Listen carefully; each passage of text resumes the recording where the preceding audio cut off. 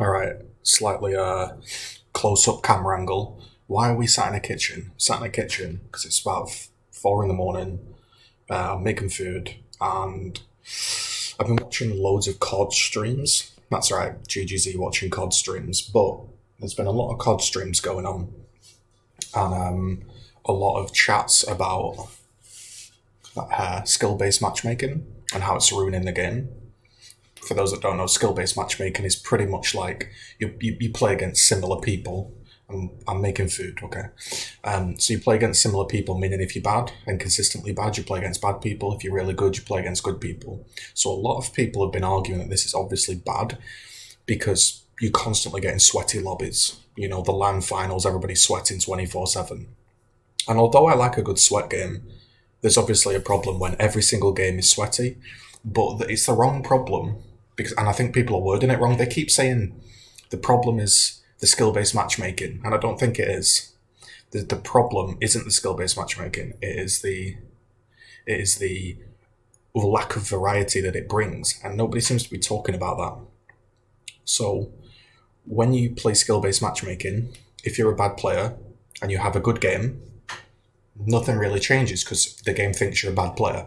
So you're a bad player, you play against bad players, and you have a good game. So this is the level of opponent that you are. So you're equal. You're a bad player, you play against bad players, and you have a good game, you're up here. And then you resort back to your average performance, and then you drop down, and then you have a bad game, and you can see you even out in the middle.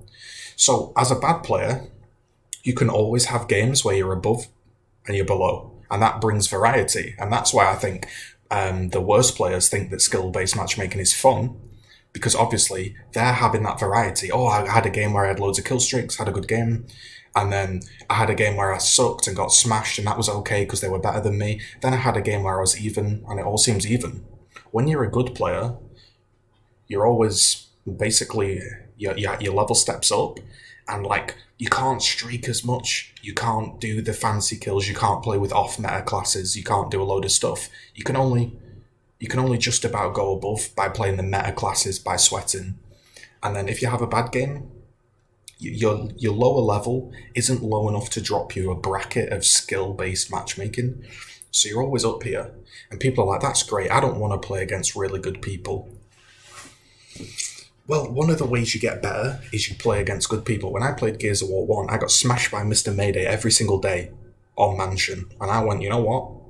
I'm going to step it up, mate. I'm going to step it up and contend with him. And then I improved. Okay, you don't want to sweat. You don't want to step it up. You don't want to grind. You've got a life. I get it.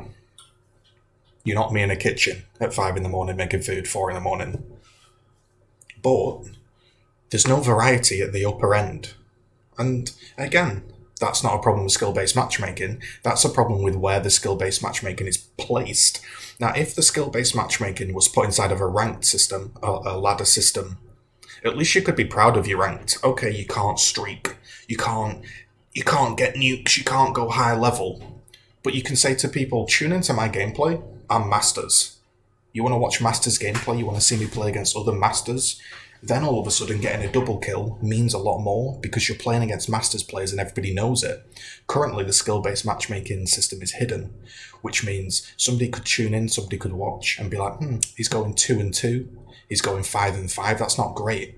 But my skill-based matchmaking could be super high, and I could be playing against borderline pros, but nobody would know, and I wouldn't know, and I can't grind up to reach a higher level. So even the people that want to sweat don't enjoy it because there's nothing to sweat for. It's all hidden.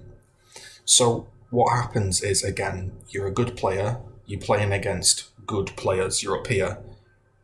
You have a good game, you can't really go much higher. You have a bad game, your lowest level's still a pretty good player, so you don't drop a tier. And as a result, every game's the same classes, the same routes taken, the same grenades thrown, the same meta, and every game ends up the same. And one of the strengths of Call of Duty is I feel that some games you pop off, you get streaks, you go crazy. And then some games you come up against a team and you get smashed. And then some games you have an even game and there's a variety. You hop on, you have fun, you don't know what you're going to get. With skill-based matchmaking, the variety is completely gone. It is a ladder system that's hidden. And people know what a ladder system is. Some people love it, some people hate it, but there is one thing a ladder system is always: sweaty, monotonous, repetitive, because you are effectively playing it like a job. You are trying to eke out those small, minute performances to gradually improve as a player. And that's not why I sign in to play a game like Call of Duty. I want to I want to sign in, play a good game. That was great, I had a good game, that was so fun. I had a bad game, those guys must have been better, I must have played bad. But constantly having every single game is not a problem because, constantly playing sweat people isn't a problem because they're better. I don't care about that. I'll play against good people or bad people. The problem is there's no variety, and the ultimate end cause is boring. It's just a boring game. And I think that's a shame because from what I've seen, Call of Duty, the new one, it looks really, really good. And I feel like it's going to be, again, spoiled by skill-based matchmaking because the bad players, they're getting confused. They're having fun. So they're thinking, they're seeing the argument of skill-based matchmaking against even skill players, and they're construing it in their mind to be like, I'm playing against even level players and having fun, therefore the system works.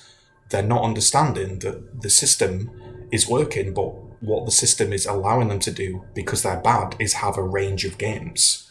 Again, they're a bad player, they have a bad game, they drop down, they play bad players. They have a good game, they reach their level of badness, even game. They have a good game, but they're not good enough to consistently do it, so they never step up to that bracket. So they're always having a variety of games, having fun. Meanwhile, someone that's like semi-competent or a decent player, not even a pro level, just a decent player, has to constantly sweat. Can't risk taking the wrong class, the wrong perks, can't risk cutting a certain angle, going for a risky shot. It's professional. It's a job. And that's not what COD to me is about. COD's about having fun. And I don't like the idea of skill-based matchmaking being in quick play and it being hidden. If you want to put it in ranked, so I've got something to grind for and something to show for it at the end, maybe a skin, maybe a reward, I'm okay with that. But having it in regular games, it's really spoiled the fun for me. I wanted to know what you think.